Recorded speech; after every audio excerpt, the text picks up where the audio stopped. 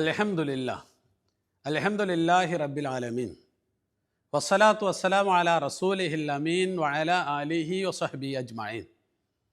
ബഹുമാന്യരായ സഹോദരി സഹോദരന്മാരെ, അസ്സലാമു അലൈക്കും വറഹ്മത്തുള്ളാഹി വബറകാതുഹു.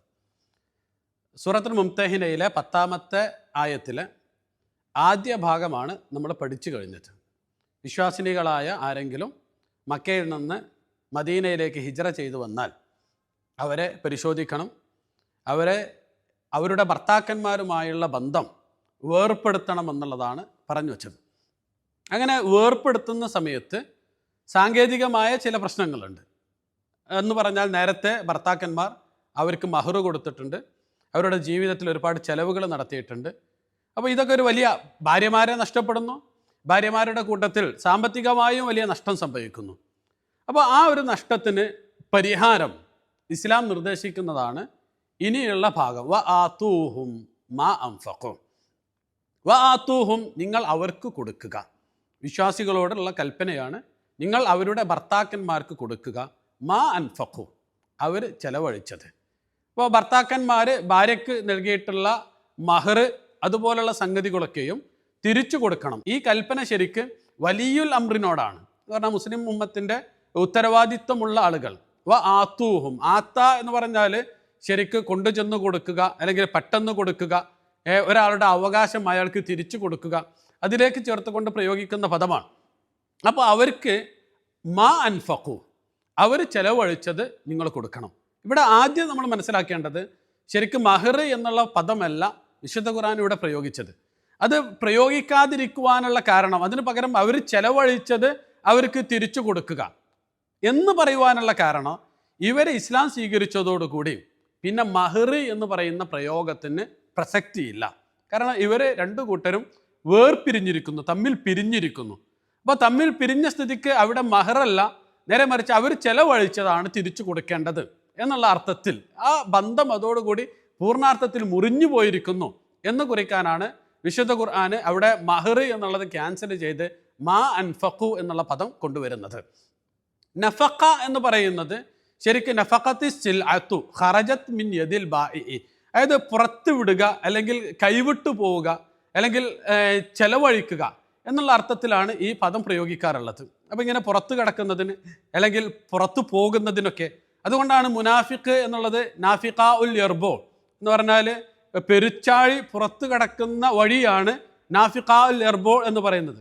അപ്പോൾ വിശ്വാസം അഭിനയിച്ചുകൊണ്ട് ചുളുവിൽ മറ്റൊരു വഴിയിലൂടെ പുറത്ത് കടക്കുന്നു, ആ പുറത്ത് കടക്കുന്നവൻ എന്നുള്ള അർത്ഥത്തിലാണ് മുനാഫിഖ് എന്നുള്ള പേര് ലഭിക്കുന്നത്.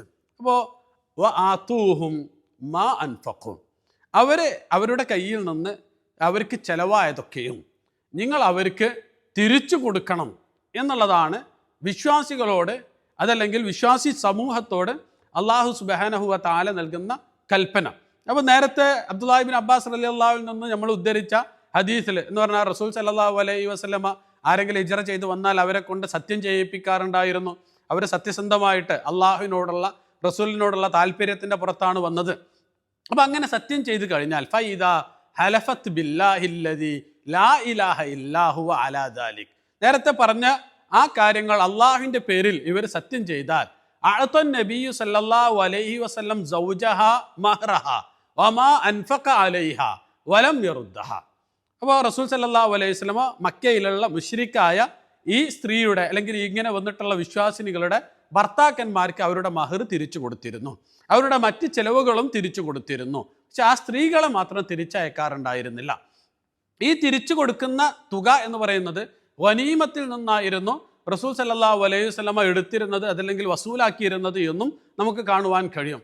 വഅലമു അന്നമാ ഗനിംതും മിൻ ഷൈഇൻ ഫഅന്ന ലില്ലാഹി ഖുമുസഹു വലിർറസൂലി വലിദിൽ ഖുർബ എന്ന് പറഞ്ഞുകൊണ്ട് സൂറത്തുൽ അൻഫാലിൽ അല്ലാഹു സുബ്ഹാനഹു വ തആല നിങ്ങൾക്ക് ഗനീമത്തിൽ അള്ളാഹുവിനും അള്ളാഹുവിൻ്റെ റസൂലിനും ഒക്കെ ഓഹരിയുണ്ട് എന്ന് പറയുന്നുണ്ട്. അപ്പോൾ അതിൽ നിന്നായിരുന്നു ഇത്തരം കാര്യങ്ങൾക്ക് വേണ്ടി ചെലവഴിച്ചിരുന്നത് എന്ന് റിവായത്തുകൾ നമുക്ക് കാണാവുന്നതാണ്. അപ്പോൾ ഇത് ശരിക്ക് സത്യനിഷേധികളോടുള്ള അങ്ങേയറ്റത്തെ നീതിയുടെ ഭാഗമാണ്, അല്ലെങ്കിൽ കരാർ പാലനത്തിൻ്റെ ഭാഗമാണ്. അവർ ചെലവഴിച്ചത് തിരിച്ചു കൊടുക്കുക എന്ന് പറയുന്നത് എല്ലാ അർത്ഥത്തിലും അവർക്ക് നഷ്ടമുണ്ടാകരുത് എന്നുള്ള ഒരു തലത്തിൽ നിന്നുകൊണ്ടാണ് വിശുദ്ധ ഖുർആൻ വിശ്വാസികളോട് ഇത് കൽപ്പിക്കുന്നത്. അതിനുശേഷം വലാ ജുനാഹ അലൈക്കും അൻ തൻകിഊഹുന്ന ഇദാ ആതൈതുമൂഹുന്ന ഉജൂറഹുന്ന. അപ്പോൾ അവരോടുള്ള ബന്ധം, നിലവിലുള്ള അവരുടെ വിവാഹ ബന്ധം വേർപ്പെട്ടിരിക്കുന്നു, അവരുടെ സാമ്പത്തിക ബാധ്യതകൾ തീരുകയും ചെയ്തിരിക്കുന്നു. ഇനി ഈ വിശ്വാസിനികളായ സ്ത്രീകളെ മദീനയിലുള്ള വിശ്വാസികൾക്ക് വിവാഹം കഴിക്കാവുന്നതാണ്. വലാ ജുനാഹ അലൈക്കും, നിങ്ങൾക്ക് കുഴപ്പമില്ല, തെറ്റില്ല. അൻ തൻകിഊഹുന്ന, നിങ്ങൾ അവരെ വിവാഹം കഴിക്കുന്നത് ഇദാ ആതൈതുമൂഹുന്ന ഉജൂറഹുന്ന, നിങ്ങൾ അവർക്ക് മഹർ കൊടുത്തുകൊണ്ട്.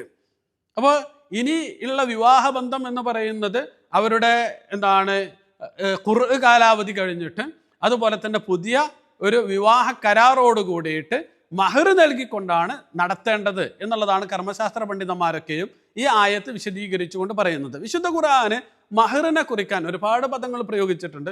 അതിൽ ധാരാളമായി പ്രയോഗിച്ചിട്ടുള്ള പദം എന്ന് പറയുന്നത് അജ്ർ എന്നുള്ളതാണ്. ആതൈതുമൂഹുന്ന ഉജൂറഹുന്ന, അജ്ർ എന്ന് പറഞ്ഞാൽ സാധാരണ പ്രതിഫലം എന്നൊക്കെയാണ് ഭാഷയിൽ അർത്ഥം.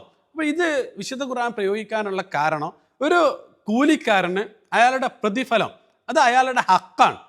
അപ്പോൾ അയാൾക്ക് അനിവാര്യമായ ഹക്കാണ്, ഒരു വിട്ടുവീഴ്ചയും ചെയ്യാൻ പാടില്ലാത്ത ഹക്കാണ്.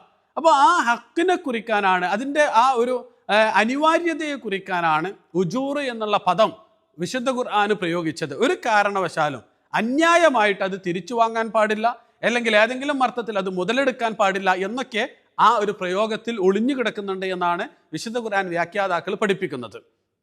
ശേഷം വലാ തുംസിക്കു ബിഇസമിൽ കവാഫിർ. ഇപ്പം ഇതുവരെ പറഞ്ഞത് മദീനയിലെത്തിയിട്ടുള്ള വിശ്വാസിനികളുടെ കാര്യമാണ്. അവരുടെ മക്കയിലുള്ള ഭർത്താക്കന്മാരുമായിട്ടുള്ള ബന്ധം വേർപ്പെടുത്തുക എന്നുള്ളത്, അതുമായിട്ടുള്ള ബാധ്യതകളൊക്കെയും തീർക്കുക, അവർ മറ്റു വിവാഹങ്ങൾ കഴിക്കുക എന്നുള്ളത്. അതേസമയം മദീനയിലുള്ള വിശ്വാസികൾക്ക് മക്കയിൽ ഭാര്യമാരുണ്ട്, മുശ്രിക്കത്തുകളായ ഭാര്യമാരുണ്ട്. അപ്പോൾ അവരുടെ വിധി എന്താണ്? അതാണ് വലാ തുംസിക്കു ബിഇസമിൽ കവാഫിർ. നിങ്ങൾ സത്യനിഷേധികളെ ഒരിക്കലും നിങ്ങളുടെ സംരക്ഷണത്തിൽ പിടിച്ചു വെക്കരുത്. അപ്പോൾ വിശ്വാസികൾക്കുള്ള കൽപ്പനയാണ്. അംസക്ക എന്ന് പറഞ്ഞാൽ തടഞ്ഞു നിർത്തുക, പിടിച്ചു വെക്കുക എന്നൊക്കെയാണ്. ഭാഷയിൽ മസക്ക് എന്ന് പറയുന്നത് അൽ മൗളിഉല്ലദീ യുംസിക്കുൽ മാ, വെള്ളം തടഞ്ഞു നിർത്തുന്ന ചെറിയ പോണ്ടുകൾക്കൊക്കെയാണ് ശരിക്കും മിസ്ക് എന്നൊക്കെ പറയുക. അപ്പോൾ അതിൽ നിന്നാണ് തടഞ്ഞു വെക്കുക അല്ലെങ്കിൽ പിടിച്ചു വെക്കുക എന്നുള്ള പദം, അംസക്ക എന്നുള്ള പദം കടന്നു വന്നിട്ടുള്ളത്. ഇസ്മ എന്ന് പറയുന്നത് ജമ്മു ഇസ്മത്തിൻ, ഇസ്മത്ത് എന്നുള്ള പദത്തിന്റെ ബഹുവചനമാണ്. സാധാരണ വിവാഹ ബന്ധം അല്ലെങ്കിൽ ആ അർത്ഥത്തിലുള്ള കരാറ് എന്ന് പറഞ്ഞാൽ സംരക്ഷണ ഉത്തരവാദിത്വം, അത് വിവാഹ ബന്ധമാണ്. അപ്പോൾ ആ അർത്ഥത്തിലാണ് ഇത് പ്രയോഗിക്കാറുള്ളത്. കവാഫിർ എന്നുള്ളത് ജമ്മു കാഫിറത്തിൻ, കാഫിറത്ത് എന്നുള്ളതിൻ്റെ ബഹുവചനമായിട്ടാണ് പ്രയോഗിക്കാറുള്ളത്. അപ്പോൾ മക്കയിലുള്ള മുശ്രിക്കത്തുകളായ സ്ത്രീകൾ, അപ്പോൾ അവരെ ഇനി നിങ്ങൾ നിങ്ങളുടെ സംരക്ഷണത്തിൽ പിടിച്ചു വെക്കേണ്ടതില്ല എന്ന് വിശ്വാസികളോട് അല്ലാഹു സുബ്ഹാനഹു വ തആല കൽപ്പിക്കുന്നതാണ് ഫലാ തുംസിക്കു ബിഇസമിൽ കവാഫിർ എന്ന് പറയുന്നത്. ഈ ആയത്ത് ഇറങ്ങിയതോടുകൂടി സഹാബാക്കളിൽ പല ആളുകൾക്കും മക്കയിൽ ഭാര്യമാരുണ്ടായിരുന്നു. അവരെ തലാഖ് ചൊല്ലി. ഉമർ ഇബ്നുൽ ഖത്താബ് റളിയല്ലാഹു അൻഹുവിന് 2 ഭാര്യമാരുണ്ടായിരുന്നു മക്കയിൽ. അതിലൊന്ന് ഖുറൈബ ബിൻത്ത് അബി ഉമയ്യയായിരുന്നു, രണ്ടാമത്തേത് ഉമ്മു കുൽത്തൂം ബിൻത്ത് അംറുൽ ഖുസായിയായിരുന്നു. അവരെ 2 പേരെയും ഉമർ ഇബ്നുൽ ഖത്താബ് റളിയല്ലാഹു അൻഹു തലാഖ് ചെല്ലുന്നുണ്ട്. ത്വൽഹത്ത് ബിൻ ഉബൈദില്ലാ റളിയല്ലാഹു അൻഹു, അദ്ദേഹത്തിൻ്റെ ഒരു ഭാര്യ മക്കയിലുണ്ടായിരുന്നു, അവർ മുശ്രിക്കയായിരുന്നു, അവരെ അദ്ദേഹവും വിവാഹമോചനം ചെയ്യുന്നുണ്ട്. അതിനുശേഷം അള്ളാഹു പറയുന്നത് വസ്അലു മാ അൻഫഖ്തും വൽ യസ്അലു മാ അൻഫഖു, നിങ്ങൾ അവർക്ക് വേണ്ടിയിട്ട് എന്താണ് ചെലവഴിച്ചത് അത് നിങ്ങൾക്ക് ചോദിക്കാം എന്ന് പറഞ്ഞാൽ അവരുടെ മഹർ, നേരത്തെ പറഞ്ഞ പോലുള്ള ചെലവുകൾ, അത്യാവശ്യമായ ചെലവുകൾ, അതൊക്കെ നിങ്ങൾക്ക് ചോദിക്കാം. അവരെ മുസ്ലിം സ്ത്രീകളുടെ കാര്യത്തിൽ അവർ ചെലവഴിച്ചത് അവരും തിരിച്ചു ചോദിച്ചു കൊള്ളട്ടെ. ഇതൊരു അംറ് എന്ന് പറയുന്നത് ഇതൊരു കൽപ്പനയെ കുറിക്കുന്നതോ അല്ലെങ്കിൽ ഒരു അനിവാര്യമായ കാര്യമോ ഒന്നല്ല. നേരെ മറിച്ച് ഹക്ക് എന്നുള്ള അർത്ഥത്തിൽ, അവകാശം എന്നുള്ള അർത്ഥത്തിൽ നിങ്ങൾക്ക് അങ്ങനെ ഒരു അവകാശമുണ്ട്, നിങ്ങൾക്കത് ചോദിക്കാവുന്നതാണ്. അപ്പോൾ മക്കയിൽ നിന്ന് ഇസ്ലാം സ്വീകരിച്ചു വരുന്ന മുസ്ലിം സ്ത്രീകൾക്ക്, ആ സ്ത്രീകൾക്ക് ചെലവഴിച്ചിട്ടുള്ള മഹർ മക്കയിലെ മുശ്രിക്കുകൾ ചോദിക്കുന്നത് പോലെ നിങ്ങൾക്ക് നിങ്ങളുടെ ഭാര്യമാർ, മക്കയിലുള്ള ഭാര്യമാരുടെ മഹർ തിരിച്ചു ചോദിക്കാം, അല്ലെങ്കിൽ ആ തുക അവരോട് തിരിച്ചു ചോദിക്കാം. അതല്ലെങ്കിൽ ഇവിടെ നിന്ന് ആരെങ്കിലും അങ്ങോട്ടും മക്കയിലേക്ക് ഓടിപ്പോയിട്ടുണ്ട്, സത്യനിഷേധികളായി തുടരുന്നുണ്ട് എങ്കിൽ അവരോടും ഇത് ചോദിക്കാവുന്നതാണ് എന്നുള്ളതാണ്. അപ്പോൾ ഇത് ഇസ്ലാമിൻ്റെ ഒരു നീതിയുടെ തേട്ടമാണ് എന്ന് പറഞ്ഞാൽ എത്ര സൂക്ഷ്മമായിട്ടാണ് ഇവരോടുള്ള ഇടപാടുകൾ പൂർത്തീകരിക്കുന്നത്. അതും ഇസ്ലാമിൻ്റെ ശത്രുക്കളായി നിലനിൽക്കുന്ന വിഭാഗവുമായുള്ള സാമ്പത്തിക ഇടപാടുകൾ പോലും എത്ര സൂക്ഷ്മതയോട് കൂടിയിട്ടാണ് വിശുദ്ധ ഖുർആൻ കൈകാര്യം ചെയ്യുന്നത് എന്നുള്ളത് നമ്മൾ ശ്രദ്ധിക്കേണ്ടതാണ്. എന്ന് പറഞ്ഞാൽ മനുഷ്യർക്കിടയിൽ അത് ശത്രുവിനോട് പോലും ഒരർത്ഥത്തിലുമുള്ള ബാധ്യതകൾ ഒരിക്കലും ബാക്കിയാക്കരുത് എന്നുള്ളതാണ് വിശുദ്ധ ഖുർആൻ പഠിപ്പിക്കുന്നത്. അപ്പോൾ അതിനുശേഷം ഈ കൽപ്പനകളൊക്കെ സൂചിപ്പിച്ച് ദാലിക്കും ഹുക്കുമുള്ള, ഇത് അള്ളാഹുവിൻ്റെ വിധിയാണ്. യഹ്കുമു ബൈനക്കും, അള്ളാഹു സുബ്ഹാനഹു വ തആല ഇത് വെച്ച് നിങ്ങൾക്കിടയിൽ വിധി കൽപ്പിക്കുകയും ചെയ്യുന്നു. അപ്പോൾ അള്ളാഹുവിൻ്റെ വിധിയാണ് എന്ന് പറയുന്നത് വിശ്വാസികളെ അത് പ്രാക്ടീസ് ചെയ്യുവാൻ പ്രേരിപ്പിക്കുന്നതാണ്. ഒരാളും ഈ ഒരു വിധി ലംഘിക്കുവാൻ അല്ലെങ്കിൽ ഈ ഒരു കൽപ്പന ലംഘിക്കുവാൻ മുതിരരുത് എന്ന് സൂചിപ്പിക്കുവാനാണ് ദാലിക്കും ഹുക്കുമുള്ള എന്നുള്ളത്. അതിൻ്റെ ഒന്നാമത്തെ തേട്ടം അതാണ്. രണ്ടാമത്തേത്, ഇത് അള്ളാഹുവിൻ്റെ വിധിയാണ്. അള്ളാഹു സുബ്ഹാനഹു വ തആല നീതി വിട്ട് കളിക്കുകയില്ല, അന്യായമായി ഒന്നും വിധിക്കുകയില്ല എന്ന് പഠിപ്പിക്കാനാണ് ദാലിക്കും ഹുക്കുമുള്ള യഹ്കുമു ബൈനക്കും എന്ന് പറയുന്നത്. അവസാനം തദീൽ അഥവാ വാൽകഷ്ണം കടന്നു വരുന്നുണ്ട്. വല്ലാഹു അലീമുൻ ഹക്കീം, അള്ളാഹു അലീമാണ്, അള്ളാഹു ഹക്കീമാണ്. നേരത്തെ പറഞ്ഞതിലേക്ക് പൂർണ്ണാർത്ഥത്തിൽ ബന്ധപ്പെടുന്ന രണ്ട് വിശേഷണങ്ങളാണ് അള്ളാഹുവിന് കൊടുത്തിട്ടുള്ളത്. എന്ന് പറഞ്ഞാൽ അള്ളാഹു ഇതുവരെ പറഞ്ഞിട്ടുള്ള ഈ നിയമങ്ങളൊക്കെയും കൃത്യമായ ഇൽമിൻ്റെ അടിസ്ഥാനത്തിലുള്ളതാണ്. അത് ഇരു കൂട്ടർക്കും എല്ലാ അർത്ഥത്തിലും ഗുണം മാത്രം കൊണ്ടുവരുന്നതാണ്. അപ്പോൾ അതാണ് അള്ളാഹു അലീമുൻ എന്ന് പറയുന്നത്. രണ്ടാമത്തേത് ഹക്കീം എന്നുള്ളതാണ്. ഹക്കീം എന്നുള്ളത് രണ്ട് തലത്തിൽ അതിന് വ്യാഖ്യാനിക്കാവുന്നതാണ്. ഒന്നാമത്തെ തലം എന്ന് പറയുന്നത് ഇത് ഹിക്മത്തുള്ള വിധിയാണ്. ഒരുപാട് ചില ആളുകളുണ്ടാവും, അവർക്ക് നല്ല ഇൽമുണ്ടായിരിക്കും, പക്ഷെ ഇൽമുണ്ടായിരിക്കും പക്ഷെ ഒരു ഹിക്മത്തും ഉണ്ടായിരിക്കില്ല. ആ ഇൽമ് എങ്ങനെ പറയണം, എവിടെ പറയണം, അല്ലെങ്കിൽ ഏത് രൂപത്തിൽ പ്രാക്ടീസ് ചെയ്യണം എന്നൊന്നും ഒരു ധാരണയുണ്ടായിരിക്കില്ല. പക്ഷെ അള്ളാഹു ഇൽമുള്ളവൻ മാത്രമല്ല, അങ്ങേയറ്റത്തെ ഹിക്മത്തുള്ളവൻ കൂടിയാണ്. രണ്ടാമത്തേത് അള്ളാഹുവിൻ്റെ നിയമങ്ങളൊക്കെയും മുഹ്കമാണ് എന്നുള്ളതാണ് രണ്ടാമത്തെ തലം എന്ന് പറയുന്നത്. എന്ന് പറഞ്ഞാൽ ഭദ്രമായ നിയമങ്ങളാണ്, എല്ലാ കാലത്തിനും യോജിച്ച, ഒരു പോരലുമില്ലാത്ത, മാനവരാശിക്ക് ഒരു ദോഷവും കൊണ്ടുവരാത്തതാണ് അള്ളാഹുവിൻ്റെ നിയമങ്ങൾ. അതുകൊണ്ട് ഈ നിയമങ്ങൾ നിങ്ങൾ അതുപോലെ തന്നെ പ്രാക്ടീസ് ചെയ്യണം, നിങ്ങൾ നടപ്പിലാക്കണം എന്നുള്ളതാണ് ആ ഒരു വാൽകഷ്ണത്തിൻ്റെ തെദീലിൻ്റെ താല്പര്യം എന്നുള്ളത്. ശേഷം അള്ളാഹു തുടരുകയാണ്, നേരത്തെ പറഞ്ഞതിൻ്റെ തന്നെ ബാക്കിയാണ്. വ ഇൻ ഫാതക്കും ഷൈഉൻ മിൻ അസ്വാജിക്കും ഇലൽ കുഫാരി ഫഅഖബ്തും. അപ്പോൾ അള്ളാഹു സുബ്ഹാനഹു വ തആല പറയുന്നത് ഇതിനൊരു മറുതലമുണ്ട്. അതെന്താണെന്ന് വെച്ചാൽ വിശ്വാസികളോട് നിങ്ങൾ ചെലവഴിച്ചത് അവരോട് ചോദിച്ചു കൊള്ളുക, സത്യനിഷേധികളോട് ചോദിച്ചു കൊള്ളുക. അവർ ഈ സ്ത്രീകളുടെ കാര്യത്തിൽ ചെലവഴിച്ചത് അവർ നിങ്ങളോടും ചോദിക്കട്ടെ എന്ന് പറയുന്നു. അങ്ങനെ ഈ അടിസ്ഥാനത്തിൽ വിശ്വാസികൾ അവരോട് ചോദിക്കുന്നു. അപ്പോൾ ചോദിക്കുമ്പോൾ മക്കയിലുള്ള മുശ്രിക്കുകൾ അവരുടെ ശത്രുത മുതലെടുത്തുകൊണ്ട് നൽകുവാൻ വിസമ്മതിക്കുന്നു.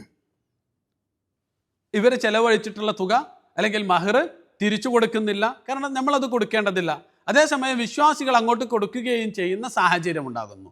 അപ്പോൾ ഈ സാഹചര്യത്തെയാണ് അള്ളാഹു സുബ്ഹാനഹു വ തആല ഇവിടെ കൈകാര്യം ചെയ്യുന്നത്. എന്ന് പറഞ്ഞാൽ വസ്അലൂ മാ അൻഫഖ്തു വല്യസ്അലൂ മാ അൻഫഖു എന്നുള്ള സാഹചര്യത്തിൽ അവർ നിങ്ങൾക്ക് തരുന്നില്ല എങ്കിൽ വ ഇൻ ഫാതക്കും ഷൈഉൻ മിൻ അസ്വാജിക്കും ഇലൽ കുഫാർ, നിങ്ങളുടെ ഭാര്യമാരിൽ ചിലർ സത്യനിഷേധികളുടെ അടുത്തേക്ക് പോകുന്നു, അല്ലെങ്കിൽ അടുത്ത് പാഴായി പോകുന്നു, നിങ്ങൾക്ക് നഷ്ടപ്പെട്ടു പോകുന്നു. അപ്പോൾ ഇങ്ങനെയുള്ള ഒരു സാഹചര്യം ഉണ്ടാകുന്നു. അത് രണ്ട് രൂപത്തിലുണ്ടാവുക. അതായത് നിങ്ങളുടെ ഭാര്യമാർ മക്കയിൽ സത്യനിഷേധികളായിട്ട് തുടരുന്ന സാഹചര്യം, അതല്ലെങ്കിൽ മദീനയിൽ നിന്ന് ആരെങ്കിലും മക്കയിലേക്ക് സത്യനിഷേധികളായിട്ട് അവിടെ ജീവിക്കാൻ വേണ്ടി പോകുന്ന സാഹചര്യം. ഫാത്ത എന്ന് പറഞ്ഞാൽ നഷ്ടപ്പെട്ടു പോവുക, അകന്നു പോവുക, കയ്യിൽ നിന്ന് പാഴായി പോവുക എന്നുള്ളതാണ്. അപ്പോൾ ഇങ്ങനെ നഷ്ടപ്പെട്ടു പോകുന്ന സാഹചര്യം ഉണ്ടായാൽ എന്നിട്ട് വിശുദ്ധ ഖുർആൻ പ്രയോഗിക്കുന്നത് ഷൈഉം മിൻ അസ്വാജിക്കും, നിങ്ങളുടെ ഭാര്യമാരിൽ എന്തെങ്കിലും, നിങ്ങളുടെ ഭാര്യമാരിൽ ചിലരെങ്കിലും അങ്ങനെ നഷ്ടപ്പെട്ടു പോയാൽ, അല്ലെങ്കിൽ ചിലർ അങ്ങനെ നഷ്ടപ്പെട്ടു പോയാൽ എന്നൊക്കെയാണ് ഉദ്ദേശിക്കുന്നത്.